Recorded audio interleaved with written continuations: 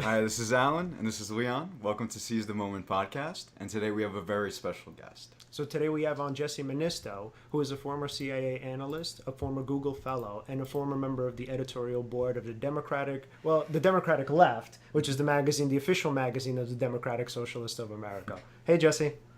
Hey guys, thanks for having me on. Thank you so much for Thanks for coming coming. on. And today we're going to talk about nuanced thinking, conformity, and Dabrowski's theory of positive disintegration. Which is a very Great. cool article, by the way. Leon referred me to it before this podcast.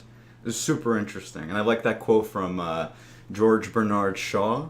Not to see reality as it is, but how you wish it to be. I'm kind of not saying it verbatim, but... No, Oh, sorry, go ahead. no, go. Sorry. You got the idea. I mean, the exact quote isn't that important, but being able to see possibilities in the world and our ability to affect change. Yeah. Absolutely. And one thing that I was really excited to talk to you about, because when Leon was telling me about who would be great to have on the podcast, he was saying, oh, Jessie, like we work together, and she talks a lot about divergent thinking, about nuanced thinking.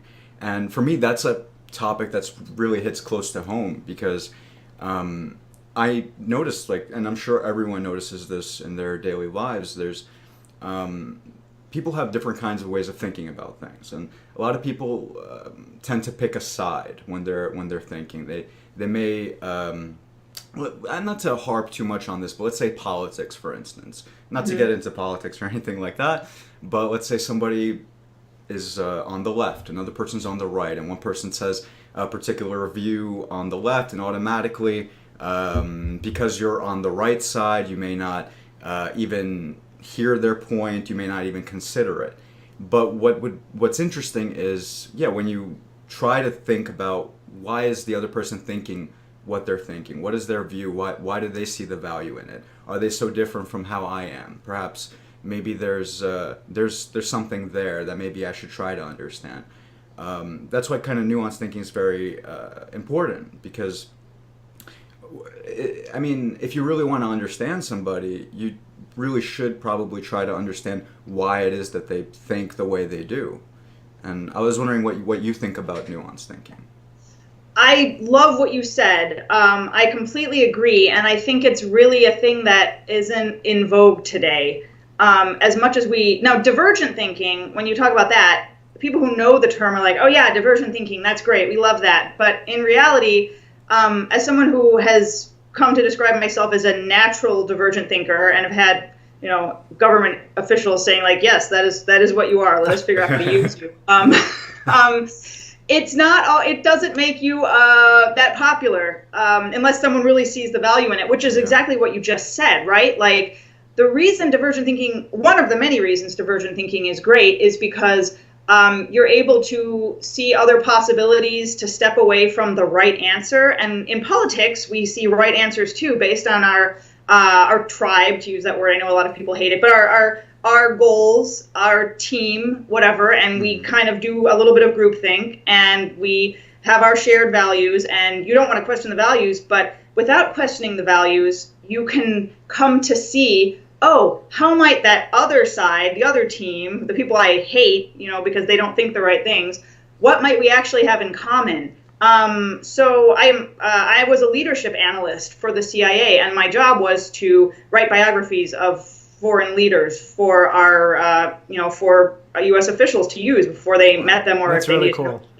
And it does involve, thinking about these leaders who we may not like, who may be part of a hostile government, and trying to see the world from their perspective. And so you're doing this while you're like in a very patriotic organization. You're there probably because you're patriotic, but you're also trying to say like, okay, but here's how they see the world. Don't hate me. I'm just trying to tell you how they see it. And I loved that. I honestly loved that. I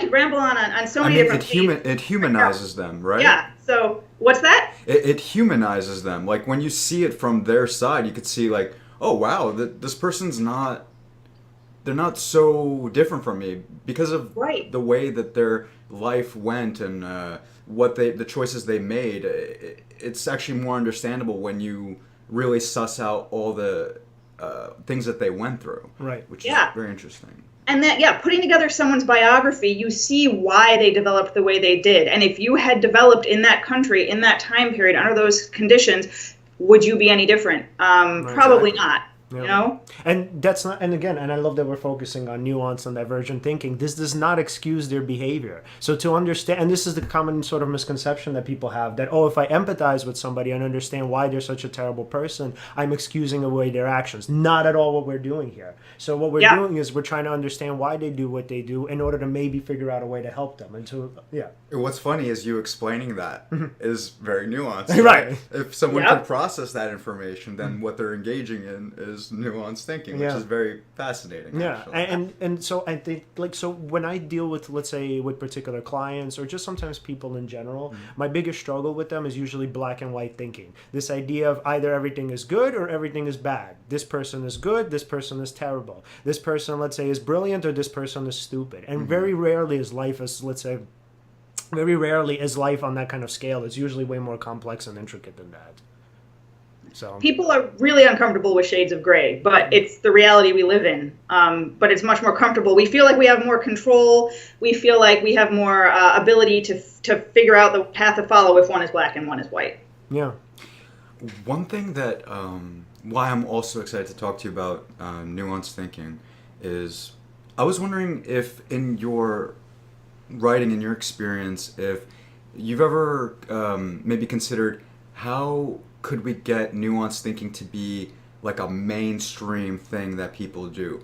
Because that one is like, that's something I really, really would love to do. I was just wondering, what do you have to do? Is it like a way that you frame it?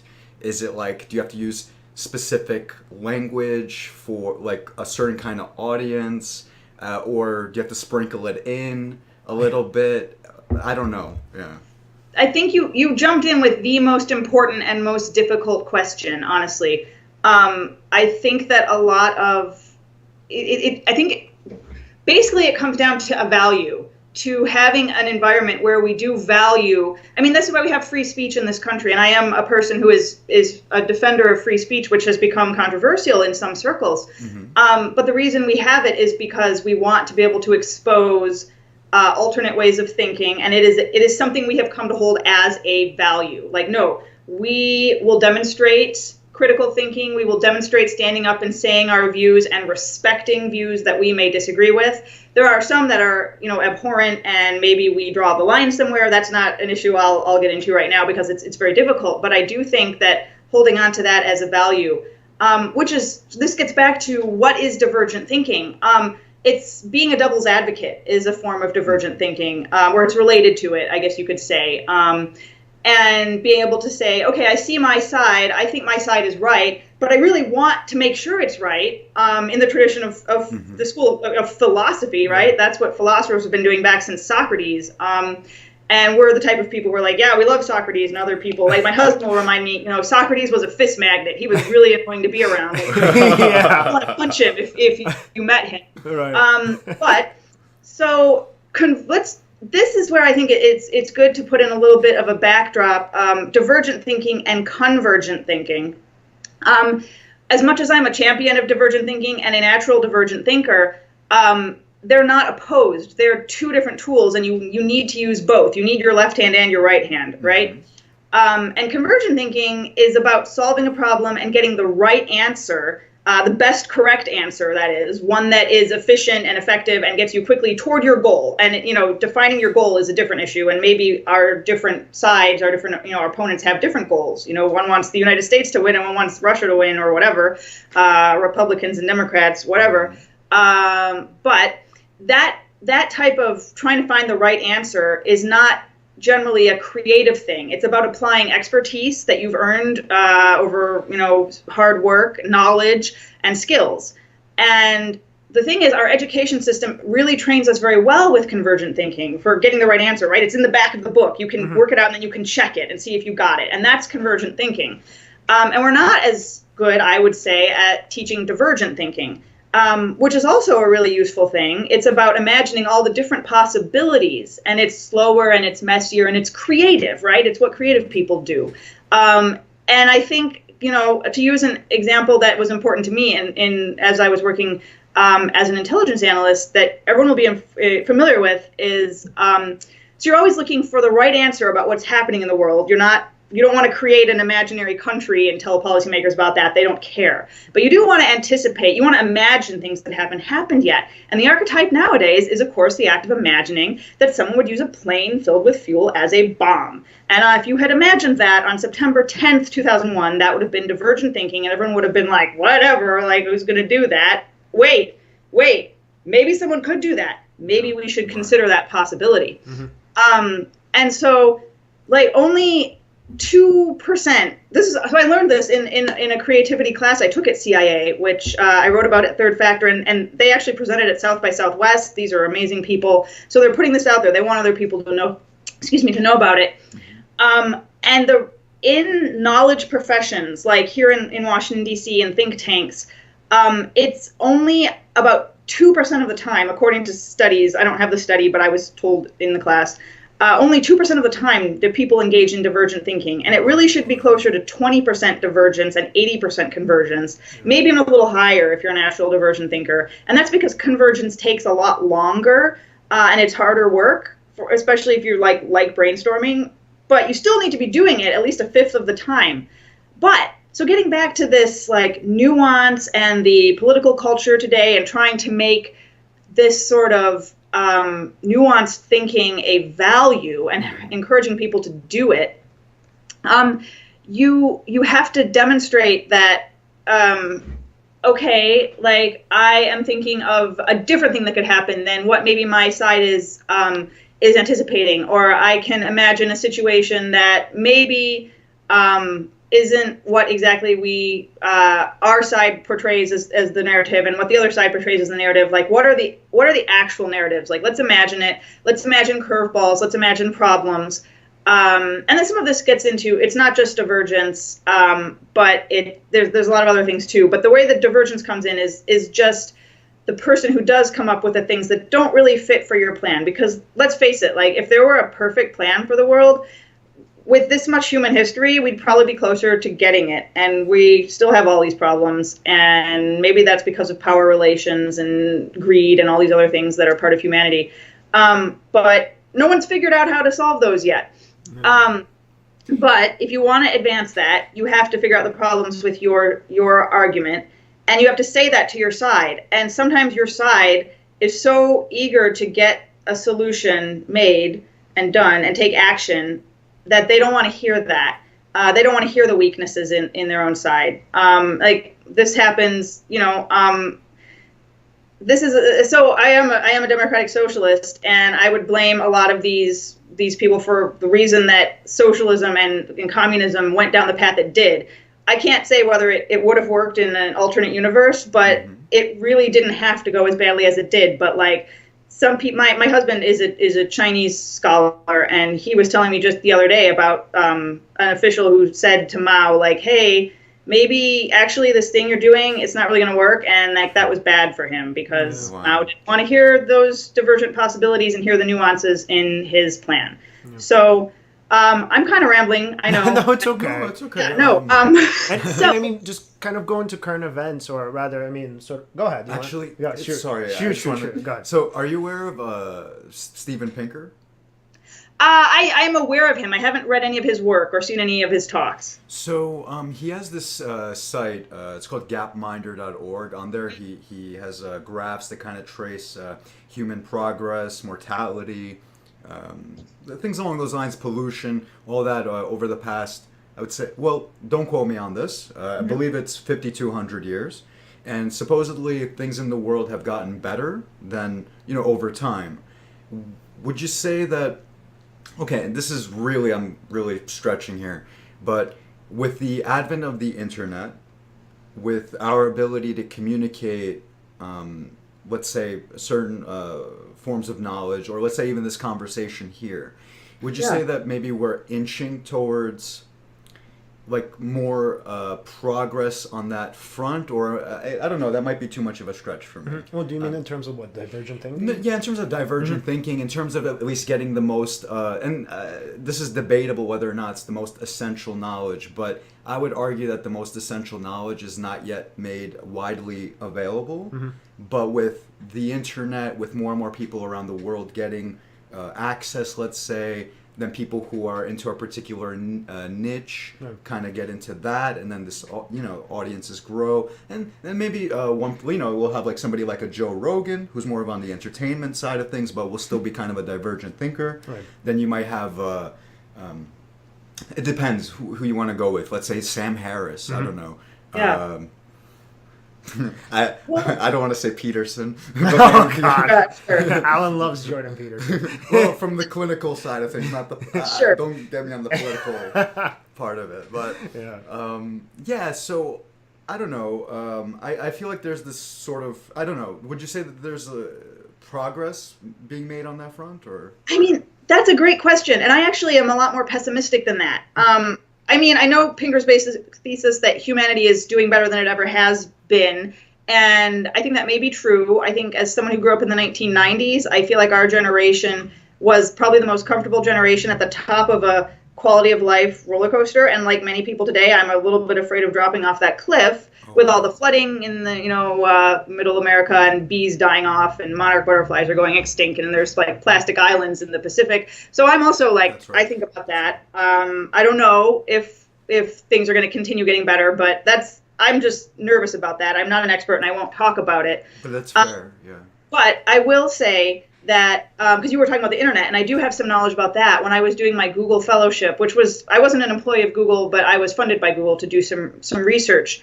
And so I read, at that time, there was a book that was new. This was 2011, called, I think it was called The Filter Bubble. At least the concept was from the filter bubble.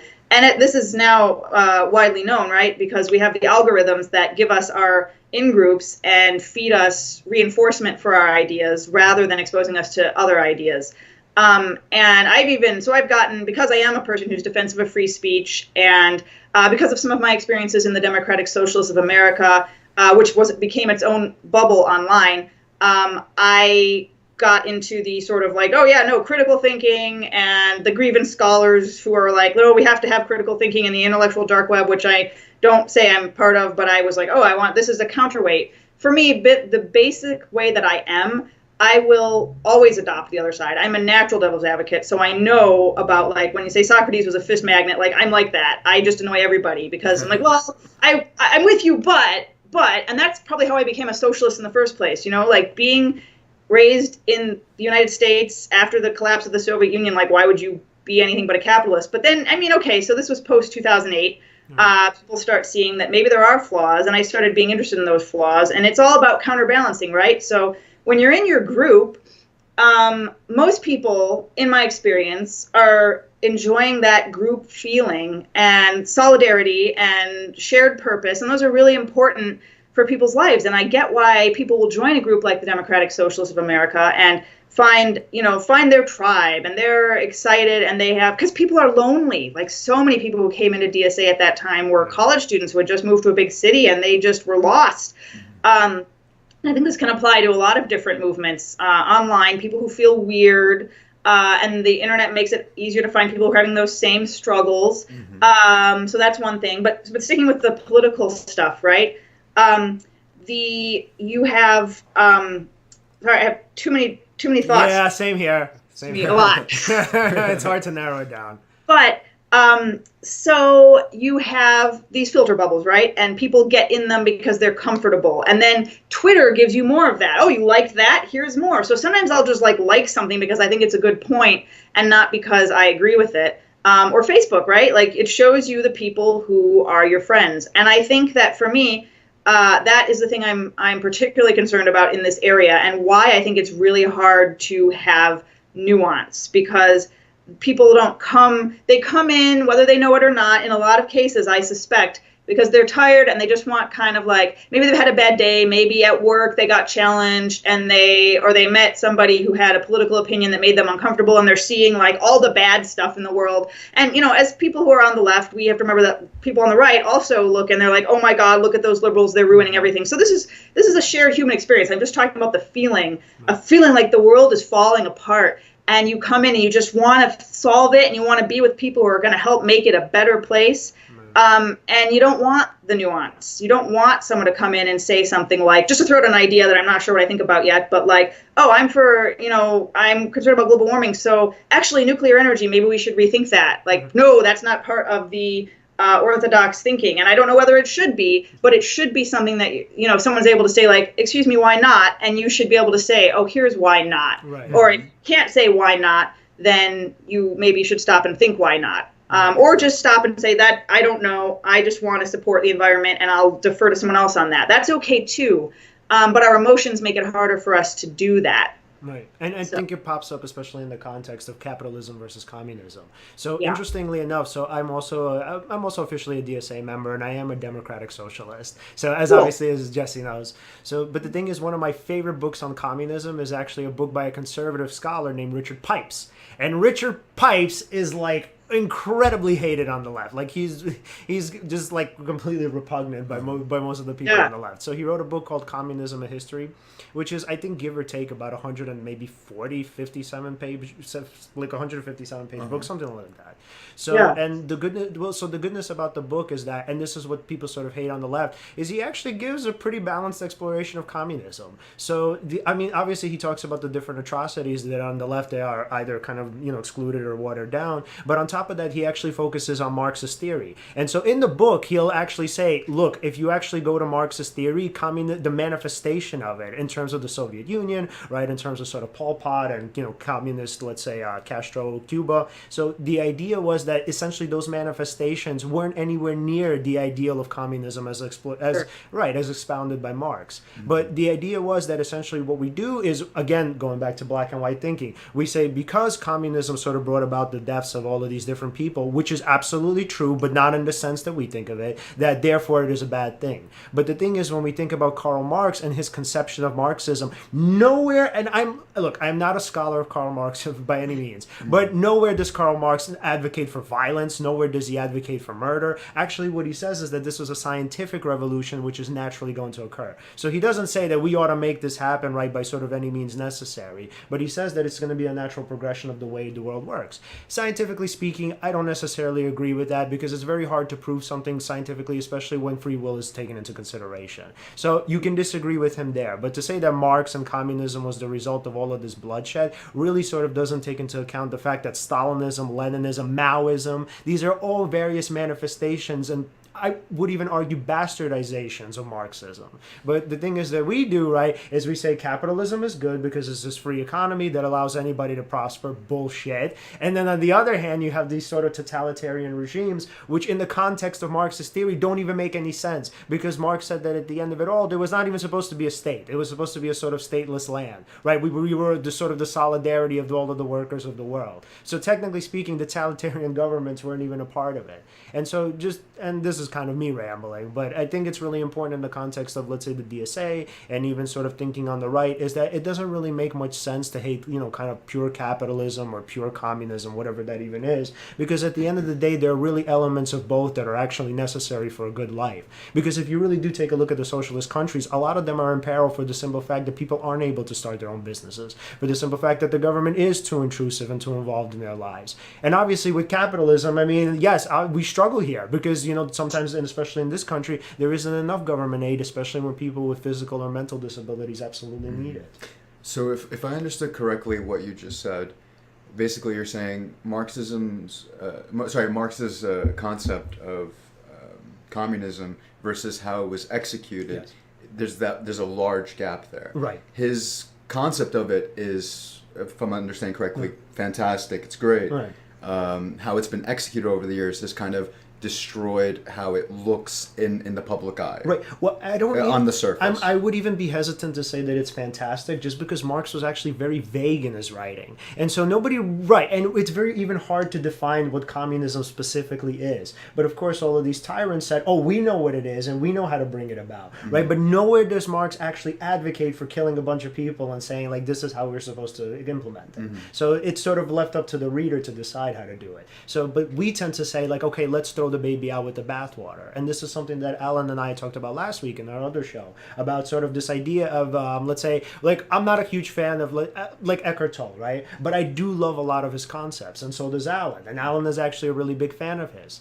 So for me, it would have been very easy to say like, oh, well, you know, he's spiritual, you know, he's into sort of Eastern philosophy, therefore I'm going to throw everything that he says out. That doesn't make any sense, because there's so many great concepts that he talks about. It's just that I don't agree with maybe the majority of them. However, I will not throw him out with the bathwater, as, you know, kind of so to speak, because there's so much good to take with it. Which is a demonstration of divergent thinking. Right. Yeah. Well, and what you're doing here is you're able to come in and say like, oh, like Eckhart Tolle or Karl Marx or whoever, I have an opinion about that person because I don't necessarily agree with most of what they said, but let's put that aside. Let's just take the idea out and say, do I agree with this idea or not? Right. Just because someone who we think is awful said something doesn't mean that that particular argument was evil. Like the Hitler was a vegetarian thing. Like that doesn't mean vegetarianism is evil. Yes. To go right to the reductio ad Hitlerum right away. Like it's the thing that's bad is murdering people. Yes. Let's not do that. Right. So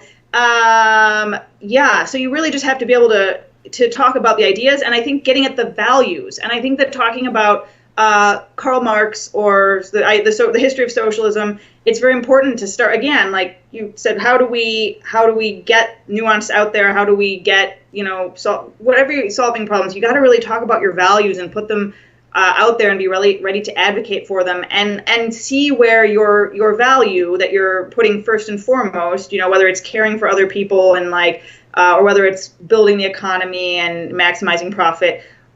Probably all of those do some good, but they're all going to lead you imperfectly to the good life. You're going to have to compensate for something later. But your value may be what we need at that time. And I think that's where nuance and being able to get away from the party line. The party line is convergent thinking gone too far, and without necessarily science to back it up. But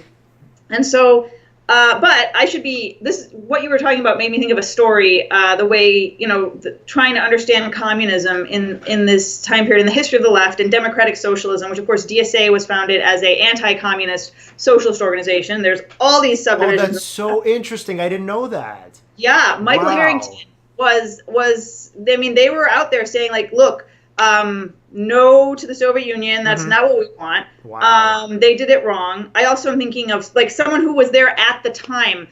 Look up the story of Julius Martov. He was the leader of the Mensheviks. And at one of the, you know, as the revolution is unfolding, and the various socialist parties are getting together, and Lenin and the Bolsheviks are just like, I don't even remember what they did. They did something that was anti-democratic, and Martov marches out, and they're spitting at him as he leaves, and he says, I don't remember the direct quote, but it's powerful, and it's along the lines of, one day you're going to realize what you've done here, and you are destroying our ideals, because he was acting based on his values, and he was able to say, okay, based on my values, like my group is doing this, or like my larger group of the left that's in power is doing this, but this is diverting from something that's very important, a value that should be at the top of our list. Right. And now people don't really know him, but if you are interested in the history of the left, it's worth learning his story. It's not a happy one. Yeah. We want to not, you know, maybe we should listen to those people when they show up, but we don't, because they are the ones who point out, hey, my side, we're missing something really important. We're going to go astray. And did you read that New York Times story last year about, who was it? It was the young Chinese activist who, after actually reading Marx, ended up protesting against the Chinese government. And it's like, what the hell? So they're really, right. Because, I mean, and there are people who argue that essentially China doesn't have a communist society. What they actually have is totalitarian capitalism. So all of the kids who are pretty much, you know, kind of from birth on are taught to read Marx, they're like, wait a minute. This is what Marx advocates for. This is the structure of our government. It's time to rebel. And it's like, they're like, what the hell is going on? Like, how is that even possible? That was so funny. Yeah, China is not. Again, not an expert on this, but according to my husband, like they are like maybe don't read Marx. Maybe like just like don't look over, like stop, don't look the man behind the curtain. So this is a story that I think is really interesting because even divergent thinkers and like those of us who are, I want to like think differently. I love Socrates, yay. We also can get into groupthink. We have to be careful to like sometimes say, okay, like I see your nuance, but no, I'm going to stick to my ground. Like there's no right answer to this. And what people are trying to do is find the right answer, like when they should do it. You have to have the sophistication and the gut feeling and learn how to follow that. To be Martov and to say, okay, when's the time to speak up and when do I accept trade-offs? So the divergent thinkers, a group that I was really comfortable in was DSA before Trump, before we exploded. For those who don't know, the Democratic Socialists of America was founded by a merger of two previous socialist organizations in 1982. And it's been a really small organization up till 2016, because for obvious reasons, like who's going to be a socialist in post-Soviet America. Yeah. Until the day Trump was elected. And that day our membership just started like exponentially increasing. And people were joining who were like Marxist-Leninists who again, like shouldn't properly have been part of DSA. We were not an organization that used hammers and sickles. Like we were against that. Right. But now it was just like the socialist organization to join, and people were wanting to call themselves socialists. And these were sort of because of Bernie's campaign, but it was also a bunch of people who were like, no, Bernie's too far to the right. Like, down with Bernie Sanders. He's rightist. But not all of them. But I'm just saying, like, those people would historically have snubbed DSA, and now we had everyone coming in. Yeah. Everyone's coming in, including, like, people who are social democrats and, like, the whole spectrum of the left. And we just exploded. We, like, quintupled in size in a very short time, in a number of months. So that totally changed the organization. Now, going back to when I joined in 2013, before it was that type of organization, it was a lot of older 60s radicals, and when I came into my first meeting, which was just like a discussion forum about ideas, which of course is what drew me in, I'm like, I want to hear about like capitalism has problems, like what are your solutions, what do you propose? And that's what I showed up at. I thought it was great because the type of people who came to join a socialist organization in the United States before the Bernie campaign were the divergent thinkers. They were the people who were about nuance, who could say like, yes, the Soviet Union was like largely responsible for terrible things and did like horrible things that we can never say were in any way okay. But like there are these other little things that we should consider. Like maybe we can take those good things out and like dump all the poisonous crap. Like, is there a way to do that? Let's try to figure it out. But didn't have to be apologists for like Stalinist atrocities. And those people had to be divergent thinkers, and they had to be for nuance. Otherwise, they couldn't be socialists with that kind of history that they had to carry on their shoulders.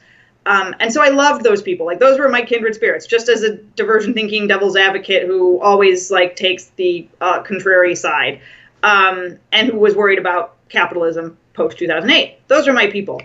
And it was a different sort of group. It was more the echo chamber feeding off of anger, righteous anger that is legitimate, but that didn't necessarily allow the nuance that could lead to another situation where a Martov needs to stand up and say, like, you guys are going off the rails. And that, I think, is I worry about, as a person of the left, I worry about that because it has happened before and it can certainly happen again. And those filter bubbles on social media are not going to help. They'll probably derail other groups, but the left, there's something about the left that, I mean, we're so idealistic, we're so about making the world a better place that other people who purportedly don't have that as their goal as much. I mean, I'm a leftist, so it hurts especially with the left, and we shouldn't let that happen. We should learn from this, but we keep not learning from it. Yeah, and I mean, I think conformity itself is it's a huge problem on both ends of the spectrum. Interestingly enough, I'm not the biggest fan of Bill Maher of the world, but I watch his show from time to time, and I actually like it, and I think it's pretty good. So he said something the other night about how it was, he said that actually he was almost aborted, that his mom wasn't sure about whether or not she wanted to have a kid. And so he said he's kind of sort of shaky on the issue of abortion, right? He doesn't really know which side to go on because of the fact that obviously he does believe that women's bodies are their own and that they have the right to do with them what they want. But then also the fact that he loves life and wanted to be born kind of sort of muddies the waters. So of course what happened was after he said that on Twitter, there was this whole explosion about him being a bigot and about him being sexist, of course, right? So it's like, I mean, here's the thing. And Bill Maher said this time and time again. He is for abortion, right? So he's not saying that this makes me against it, and he's not saying I'm pro-life. What he is saying is that I'm for it, but this is my reservation. The fact that, you know, yes, I wanted to have life, or I want to have wanted to have life at that point, you know? So it's so interesting how we, again, throw the baby out with the bathwater. It's like, Yeah, and examples like that are very important to highlight. I'm really happy you actually used Bill Maher as an example here, because when you actually break it down the way you just did, you are, again, it's for anyone who's like watching this, that's a demonstration of nuanced thinking. He's clearly still for abortion, but what he's saying is he wanted to live, or he thinks he also sees that not to say pro-life side of things, but basically that, right? So for people to misinterpret it, and when you see things like that, it's actually kind of disheartening, because that's kind of what is the inspiration for this talk. It's like you want to eliminate that as much as possible. That misunderstanding leads to, actually, who knows? I mean, you could see where it leads, but in general, it's not a great place to go, because that can have so many other repercussions, negative repercussions. Right. Yeah. And I mean, I can tell you from my... No, go ahead, Jesse. Oh, okay. Well, you're making me think of so a poem that I love that you see tossed around a lot, "The Second Coming" by Yeats. And there's a line in it, the best lack all conviction and the worst are full of passionate intensity. And I don't want to say that, like, activists, like, I'm also pro-choice, but and I don't want to say pro-choice activists are the worst, but you think of these activists, and like, here I'm a socialist, and I'm being like, you know, Nixon had a point, but he talked about the silent majority, and there's something to that. He was talking about the Vietnam War, I believe, when he said that, and I don't think there was a silent majority. Right. There. But the idea that there is a silent majority, I think, is still a valid one, often, because it's the people who are the most agitated, directly affected by, like, or maybe even questioning, like, abortion, like euthanasia, these other things, like life support. These are life and death, like bordering life and death issues, and they are naturally going to be uncomfortable for people. And so I think that what the left often, like, I think we shoot ourselves in the foot by not realizing that some people are a little bit squeamish about these subjects, and for a reason, like a natural reason, and that we also feel like, yes, I do respect life, and I do think that, like, it's pregnancy is like, it's not a nothing. That cell, this dividing, is not a nothing, but there's more to weigh here, and we understand why you would have the feelings that you do, and people have to struggle with these, and possibly the reason that some activists, like, they've had, but you know, the other side of the story is, oh my God, pregnancy is scary and raising a child is scary, like deadly scary. And so there's that side of the story as well. And it's just become so like, oh my God, everything is, these are really weighty issues. And those weighty issues are the ones that are the people, I think, have the greatest drive, especially if you're right up facing it. I just want to know what's right. I just want to make sure, like, this is either right or it's completely not wrong. Abortion is either a terrible sin or it's totally okay. And you could say, like, it is okay, but it's uncomfortable for people. And, like, how do you grapple with that? And surveys are always saying that the American public, that's where they are in abortion. So I wish the left would not be so out there with, like, shout your abortion, because that turns people away. They want to say, like, oh, I'm uncomfortable with this, but I thought it through, and I think that it makes more sense. This should be legal. It's better off that way. But it's also such a sensitive issue. Like, if you've had one, then you simply just probably don't have the mental resources, unless you're really, like, into this debate thing. Like, you don't want to talk to someone about that because you've been there and had to make that choice. Yeah. So we get human nature makes these things messy, I think. Yeah, and conformity has really just sort of the dual cause of obviously wanting to fit into one's group and then wanting simple answers for the simple fact of not wanting to feel tension, emotional Yep. tension. Yeah, Yep. so I mean, conformity is always going to be a popular option from, I mean, the vast majority of people. And I can tell you, I'm very similar in that sense. I'm not always a divergent thinker. There are times I just want a simple answer just because I just don't want to, I want to get the issue over with. And it's not something I want to spend a lengthy amount of time thinking about. It's just that unfortunately, it obviously becomes too long term that, I mean, there's just no way to live life that way. And I think divergent thinking, something we touched on earlier, is really connected to empathy and understanding why people do what they do. And it's not, the point is not that we should empathize with others to say that, to explain away or excuse their behaviors. That's never the point. The point is to empathize with them in order for us to actually understand why they're doing so that we can learn to live together. That's it. So, Yeah. and that doesn't mean excusing away their behaviors. And so, Yeah. go. Well, yeah, when you can integrate your point of view and their point of view and come to some kind of an understanding, Yeah. it's possible. Yeah. And that you only want divergent thinking about 25% of the time. Then Right. it's time to say, like, look, we solved this problem. Stop brainstorming. Stop getting into the nuance. It's time to move on. And I think especially with an issue like abortion, like this has been an issue for like decades and decades and decades. Right. So people just don't, they're just tired. Yeah, and I wonder if maybe that was the backlash, or why there was a backlash against Bill Maher. It's like because it was such a settled issue for so long that people are like, whoa, whoa, whoa, now he's giving us doubts, and we don't want any of that. Yeah, Yeah. Yeah. for sure. Yeah, I mean, yeah, it's crazy to see stuff like this in society, like what happened with Bill Maher, and it happens a lot, and it continues to happen. I mean, you see it all the time on Twitter, let's say, with trolls, Yes. for instance. Like, a lot of times famous people, not just famous people, even, it doesn't matter, but in general, people get misinterpreted all the time. And it's really hard for that person in the position who's giving out the message, for them to stay congruent with being, like, authentic, for instance. Like, I could really sympathize with, let's bring it back to Bill Maher, let's say. For instance, if, I mean, he's a seasoned guy, so he's used to getting backlash. Oh, definitely. Yeah. But say he wasn't, right? Or say it's another person in that position. Right. That's really tough to take so many different, conflicting opinions that are based on just misunderstanding, that it really keeps you from trying to push forward like a certain kind of message. Right.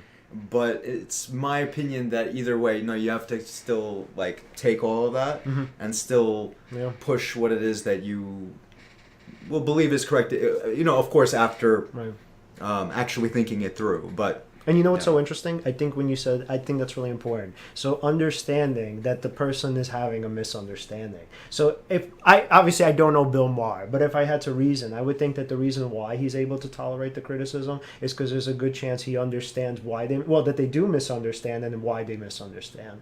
And I think for us and what we're talking about, the main reason, again, sort of in my kind of perspective, is that people misunderstand because they do want simplicity. And black and white thinking is for us naturally as human beings the go-to. Because if you think about it, and this is going to be sort of kind of a little bit tangential, but evolutionarily speaking, right, we're not really sort of creatures who are meant or created to understand the world and the cosmos. Really, we're meant to survive. And if we're meant to survive, and if our brains are literally programmed to survive, then we're going to want the quickest, simplest answer possible because that's the one that's going to help us live another day and obviously in the long term reproduce. So if we're sort of naturally black and white thinkers, and if we have a tendency and this sort of propensity to misunderstand, then I would hope that the cure, if there is anything or anyone for it, is to literally help people understand that it's okay to not know the answers to everything, and it's okay to sort of work with people who are against you in some sort of capacity, that it's okay to sort of talk about abortion in light of with the understanding that this person may actually have valid reasons for being pro-life, whereas I have valid reasons, and in my opinion, again, because I am pro-life, pro-choice, so that could have been bad, because I am pro-choice. Here come the Twitter trolls. So because I am pro-choice, obviously I believe that my side is better. But there's also an understanding that Well, look at it like this, right? If we're talking about policies and legislation, in order for us to make them work, because Republicans aren't going away, conservatives are not going away, and at this point, right, conservatives, especially in terms of the Electoral College, make up the vast majority of this country, right? Not in terms of the population size, but in terms of their voting right. Well, in terms of their voting power. And so if you think about it, we really do have to work with them, and there's no other way of getting around it. And so if we start lecturing and we start shouting down our ideas and opinions, what's going to happen is it's going to create a barrier, like has already been created. And so you have these people on the far right and these people on the far left, and nobody's willing to hear one another. What's funny is the whole time, what would be interesting to have an awareness of is that we're all on the same team, like Team America, or even Team World, if you want to say we're all on the same planet.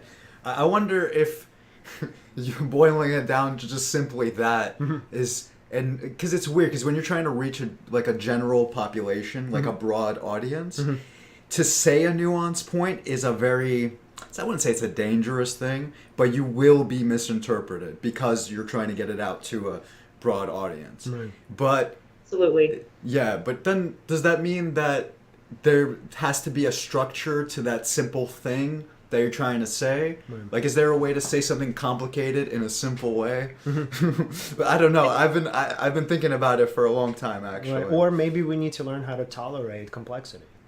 Yeah. Fair enough. Yeah. And I think that's going to be beyond a lot of people's, I want to say capacity, now that they're not smart enough to do it, but it takes energy. And some people are just like working hard and carrying a lot of these really heavy burdens, and they're just not going to be able to do it. And so I think in terms of talking about a political issue that you're fighting for, like let's stick with abortion. The reason to think about what I've purported seems to be from polling to be a silent majority that's a little squeamish but is pro-choice, like they're on our side, but they're squeamish occasionally. Yeah. It's you engage in that divergence and that creative thinking and that trying to find the nuance for a goal. That's the key thing. There's a reason you're exerting the energy to try to understand this. You want to achieve legislation that makes it safe and legal for people to have abortions. And you want to achieve that with this squeamish population that we have. So that's why you exert the energy. And that's why you try to understand the person where they're at. You want to achieve, let's say, a certain policy, and you want to influence the world affairs. And that's why the policymaker cares what their foreign counterpart is thinking. Not because they're like, oh, nebulous world peace, like I just, we want to go hang out and sing Kumbaya with like... No, it's not that. It's, it's your selfish reason that you want to have, you want to achieve this goal. And I think that's especially hard for a lot of activists who are facing the problem, like women who have had abortions and they just don't want to be told they're murderers and they don't have the energy for that. Right. So they need to find, like, there's a difference between finding your group where you're safe and your emotions are protected and you can heal, and not that they need to heal, but like you don't have to be attacked, and going out on the front lines and trying to achieve a policy goal or a activist goal, and putting those two things separately and figuring out how to take care of yourself while also moving people who are different from you and putting the energy into trying to find these people who are different from you. That I think is the most fruitful place to spend your time and your divergent thinking.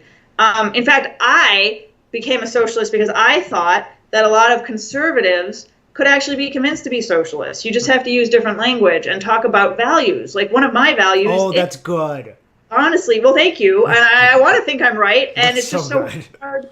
It's really, I mean, I really don't like Tucker Carlson, but he did give a great monologue about, whoa, Jessie, are you advocating for Fox News? Yeah, what? What's that? Are you advocating for Fox News? No. Well, Bernie Sanders went on Fox News, and I was like, yes, that is. I'm a Warren and Sanders fan, and I will not divide between them. Like, I just think they're both great. But Bernie went on Fox News, and he talked to that audience, and people are like, well, maybe that wasn't the pure Fox News usual audience.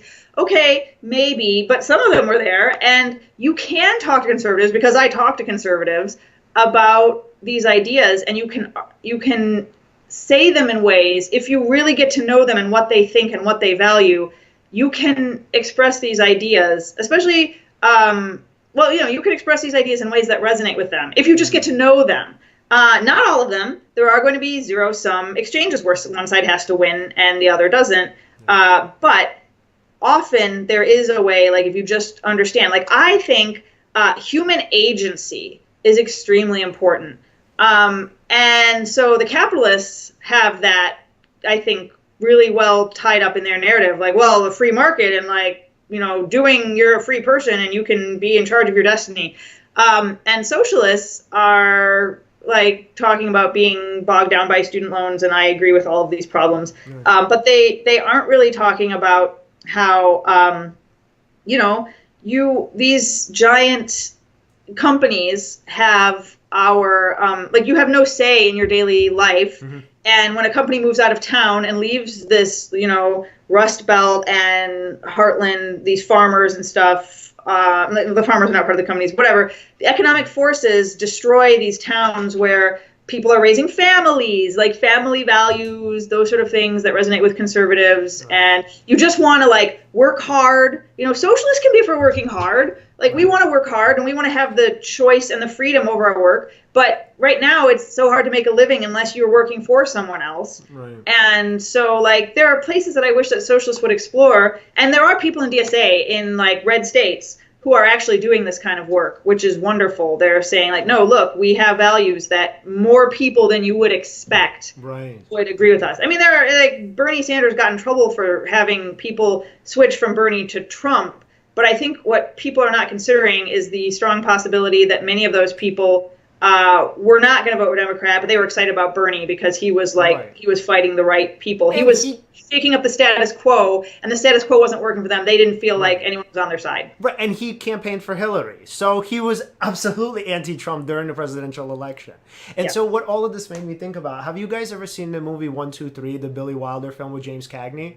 No. Oh, so it's one of my favorite movies in the entire world. So it was a comedy. And so Cagney plays this, he was the manager of a Coca-Cola company at the time, and of course in West Berlin. And so at the other end of this, and this movie was like, I think in 1960, and I think it was set in, I think it was set in the 40s. And then so obviously at the other end of the spectrum was East Berlin. And so this woman named Scarlett Hazeltine, which was like this Coca-Cola magnate's daughter, came to visit. And so he calls up Cagney's character and he's like, hey, by the way, Scarlett's going to be here. We need you to take care of her. And he's like, oh, shit. And he's like, what am I going to do? Because she has like this notorious reputation for being like a Paris Hilton type, where she's like this big socialite. And so she like pretty much does whatever she wants. And kind of from childhood, she never really had any care and she just did whatever. And her parents just sort of, kind of had the nannies take care of her and then kind of shifted her off to boarding school. But so the point was, so essentially she did what she was kind of, expected to do. So she's like, I'm going to East Berlin. And he's like, you can't do that. And she's like, yeah, but I don't care. So essentially she brings back this communist kid whose name was, I think, Oscar Piffle. And so Piffle was like this huge revolutionary and he was hilarious. And so him and Cagney would always have like these really, really, really funny interactions together. And then so they were, and the big point of the movie was that either one of them could not empathize with the other. And then finally there was this really great scene where unfortunately it didn't end in a really positive way, but I think the point was still made and it came across, where so Oscar was like, he's like, you represent literally everything that's terrible with the world. He's like, you capitalist bourgeois scum. He's like, look at all of this waste. And he's like, we build rockets. And he's like, you guys build garbage. He's like, our rockets fly up to the moon. Your rockets to Miami Beach. And so he makes these jokes. And then so finally, like, I don't remember what happened exactly, but like Cagney gets him in some way. And so he's kind of like down on his luck. Oh, right. Because there was this like really big scene where Cagney ended up getting like CIA agents to kind of, so they implanted some,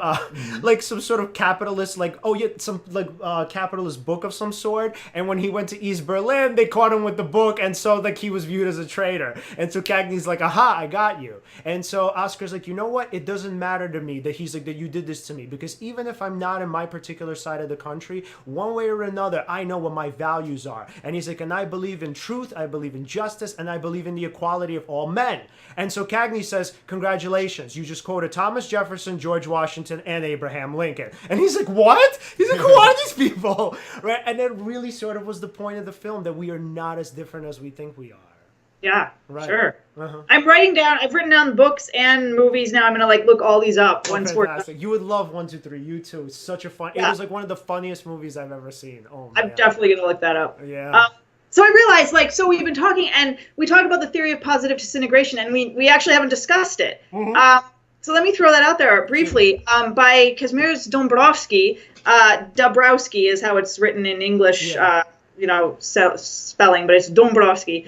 And this theory, I just thought it was fascinating because it is this idea that there are certain people, it doesn't happen to everybody, it's rare, but a person who is, going along, living their life, and then they just start, and they're probably, like, these are really sensitive people. Like, if you're a highly sensitive person, you might find this really interesting, the idea of overexcitability. You can look that up if you're interested. But the main point of the positive disintegration is you start to have this sort of crisis where you realize that things were not as simple as you thought. And maybe you do want to just have things be black and white, but you are cursed now to see the shades of gray.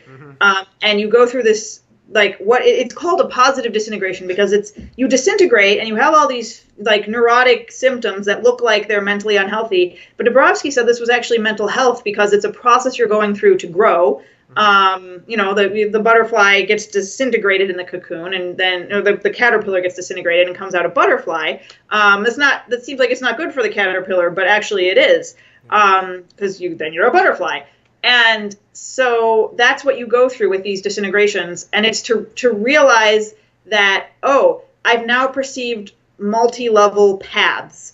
He numbers the levels, and level 2, where you've started to disintegrate, is unilevel, and you can't see which path is higher or which path is lower. And he said that was the worst path because, people, like, commit suicide at that path. At that level, they can't. They're in conflict and they can't see a way out, and they can't figure out what the right path is. But once you perceive the multi-levelness, then you should follow it. Maybe you don't always follow it, but at least you're aware of it, and that helps. You're probably still stressed out and, like, having negative mental health symptoms, but you know that there's a way up, and you know which way is up, and you start trying to follow it. And I think that in reality, people have, like, a lot of mini disintegrations.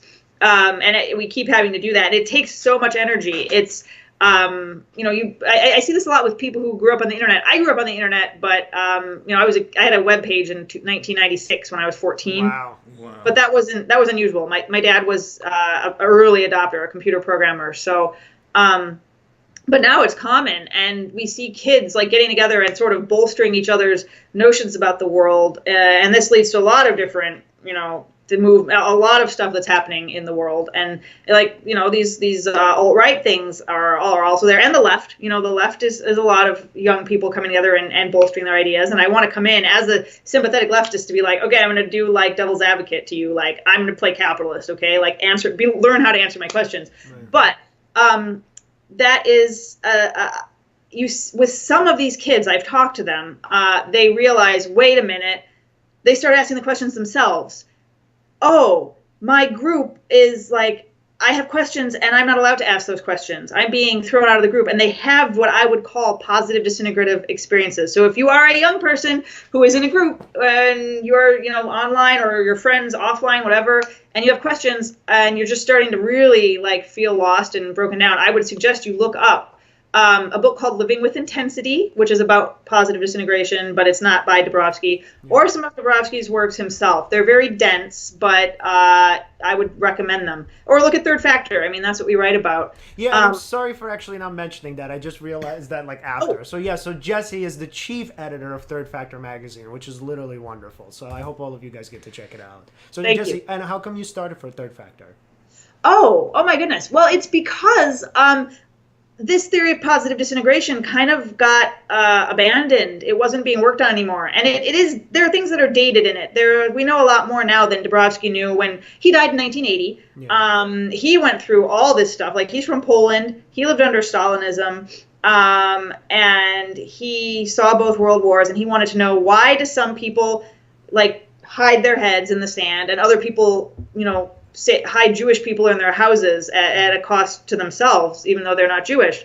What's the difference? And he studied a lot of these people. He studied creative exemplars, and he saw that most of these creative people went through this disintegrative experience, this period of poor mental health. And you can get out of that. I would say, like, I've had periods where I felt like I had mental health concerns, but Dabrowski's theory made the most sense of them. And it was just like, okay, I'm not doing the right thing.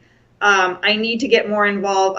My values I'm not living my values. And living your values is the most important thing. Like, more than living your dream. Like, living your dream is a little bit of a luxury, but making sure that every day your values are, you're in step with them. And so I thought this theory was really helpful to me. I'm also like really highly overexcitable. I found overexcitability to be a great lens to talk about. I don't have pathologies. Some people who this is a separate subject, but people who just want to be diagnosed with something, like, oh, I'm autistic, but you're not really autistic. You just want a name for why you feel weird. Mm-hmm. ADHD is maybe related to overexcitability. I'm not qualified to talk about that, but there's some interesting discussions going on. Mm-hmm. But anyway, you can just say, I relate to overexcitability. I am a super stimulable person. Also, again, like I said, related to the highly sensitive person. And I thought for a lot of these people who are having these disintegrations, like in a group, but then it's not working, something is not going right, and it's a very independent thing. You're stepping away from the group, and you're trying to figure out how to either, like, to improve yourself first, and then see if you can come back in and re-influence the group, to be the Martov who stands up and says, like, you guys are going to ruin this all, I won't be part of it, and hopefully to give a better path forward. I mean, we can't blame Martov for that. He had been trying for a long time at that point. Mm-hmm. But to be that figure. And I thought that the theory of positive disintegration, though it got derailed due to some like political stuff, but Maslow was buddies with Maslow was buddies with Dabrowski, mm-hmm. excuse me, and liked the theory and like thought it was valuable. But it got derailed, and I want it to come back. I think there's something there that now that we know more about psychology, it should be built on. It should be studied in more depth. And so there's really academic stuff out there about it. Right. I'm not a professional academic. I've done some training in psychology through work, as a leadership analyst. But I'm a writer, and I can make things seem, I can put it in common language, which is what I've been trying to do with Third Factor, and make it shareable on social media so that maybe these ideas can reach all of these teens who are struggling with things, but in a new way in these online groups and having disintegrations. I think it's a theory that has a lot to say to people nowadays. I think the political sphere is causing people to have disintegrations as they see their what they thought the world was like isn't working, and they want to do something constructive, but they're breaking down and they want to rebuild. Just that, Phoenix rising from the ashes is a thing that a lot of people are experiencing today in one form or the other. And I think this theory will help people who are going through that. And though no one else was doing it, so I made Third Factor. I founded it. And we have a lot of great writers. It's really popular in the Netherlands. So hello, everyone who's watching. That's really cool. Yeah, they're really into it. So even though Dabrowski was Polish, so in Poland it is also like a thing that people know about. Yeah. And I think that the English-speaking world should also be aware of the work of Dabrowski. So here we have Third Factor. Check us out at thirdfactor.org. It's pretty introductory stuff, basic level. If you like that, then you can jump into the heavy Dabrowski, like primary sources. Yeah. So question, I towards the end of that article about positive disintegration, you mentioned briefly reintegration. Is there like an article about that on Third Factor? There's not yet, but we are sort of, I have one in that's going to be coming up maybe in the next issue, or the author wants to work on it some more, but she's defining what the third factor is, because the name comes from a concept in Dabrowski. First factor is like genetic, biological, innate impulses. Mm-hmm. Second factor is peer pressure of the environment, like it's nature and nurture. And the third factor is something on top of nature and nurture. It's the role of your conscience and your choices. That you direct, and of course those emerge from your genes and your environment. But it again, it's like free will. Like, is free will real? I don't know, but we want to act like it is. We're going to act.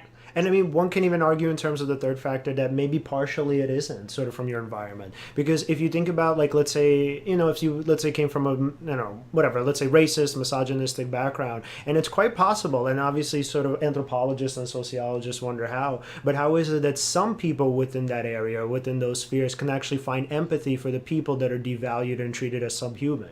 And so from an environmental standpoint, it's very hard to argue, obviously, that their morality comes from the environment, because the environment's morality is that these aren't people and we're not supposed to treat them ethically. But Yeah. yet there are some people who are able to empathize with them, saying like, no, that doesn't make any sense to me. Yeah, So, for sure. yeah. Yeah, these are the first questions. Like, I, as a consumer of research, if not a performer of research, am just like, it's really interesting. And it's very important to ask these questions and figure out why this is happening. Yeah. And Yeah. and in terms of kind of what was going on with you, do you feel like Dabrowski was somebody you found at a time when you desperately needed him? Yes, actually. So I've always wanted to be a writer, and now I'm a writer. I quit the CIA, and people are like, why did you quit the CIA? And I'll probably write about this on Third Factor at some point. It's a very long and complicated story. CIA is great. It's a wonderful place to work. I still have a lot of friends there. I miss it sometimes, but I didn't make the wrong choice. It's that your life is very constrained when you work for CIA, and if you want to be a writer, it's not the best place to work. And if I'm not going to talk about that because I haven't gotten it cleared yet. But I've cleared all the other stuff I've told you about. And see, that's an anxious thing. Like, I'm a writer. Yeah. I want to talk about things. Oh, wait, I can't talk about that. Like, when the whole Russia thing was going on, like, I was just like, I'm just not coming out because I don't want to, like, people are going to talk about it, and I don't want to talk about it after the election. So there's a lot of stuff. Like, it becomes your world. Yeah. And the one thing I will say is I think of being a CIA officer, whatever type, it's like, in the 1992 animated Aladdin, not the new one. I don't know which is the new one. I haven't seen the new one. Where Aladdin is asking the genie, like, oh, well, you're a prisoner. And the genie says, like, oh, yeah, well, phenomenal cosmic powers. Yeah. That's what I felt like working there, as someone who wanted to be a writer and to be more of a public presence. So I did decide to leave, and that was an experience of positive disintegration, I would say, because I had to determine that it wasn't like a black and white. It was, if I stay here, life could be reasonably good and comfortable, but I'll have these negative elements of my life. Is it worth it? And it's scary to quit. Because now what I do is I'm a consultant, and I do that part-time, and I spend the rest of my time working on Third Factor, which we get like, $50 a month in Patreon, like, way to go. Like, that's a salary replacement. Oh, wait.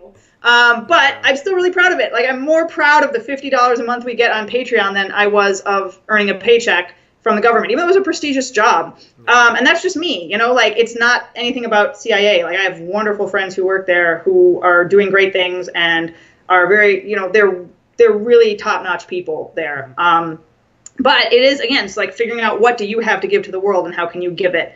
And so Dabrowski's theory will help you with that if you're kind of weird, and quirky and divergent.